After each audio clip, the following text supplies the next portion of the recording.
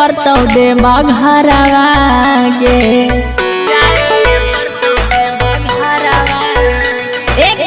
पेनहिले साड़ी चढ़ी जगाड़ी जाए के परतौ देवा घरवा गे।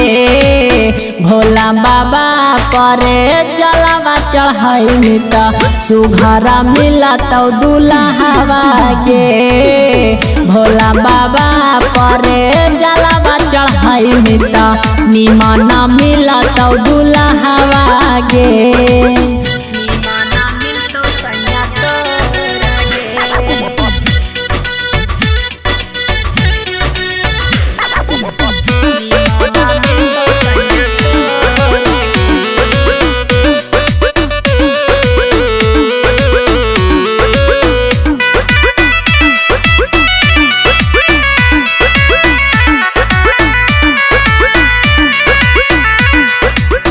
पिया वाला करे परतौ 16 सोमारी जलवा चढ़ावे परतौ बाबा के दुआरी। पिया वाला करे परतौ 16 सोमारी जलवा चढ़ावे परतौ बाबा के दुआरी।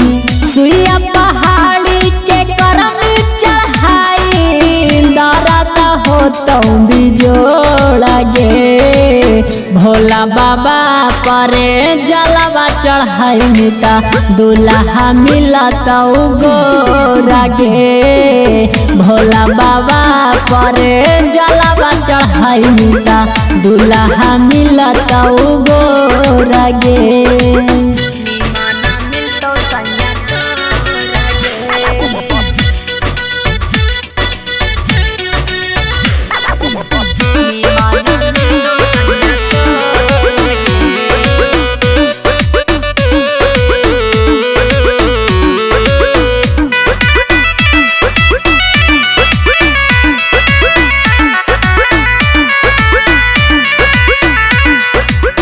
बोला बमा बोली बोली देवा घर जाई है। रितेश दीवाना के ना पीछा तू छोड़ी है।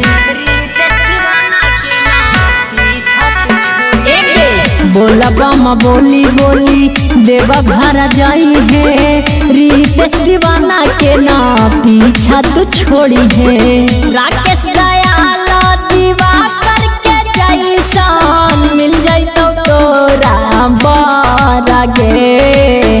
भोला बाबा परे जलवा चढ़ाई त दुल्हा मिलतौ गोरा गे।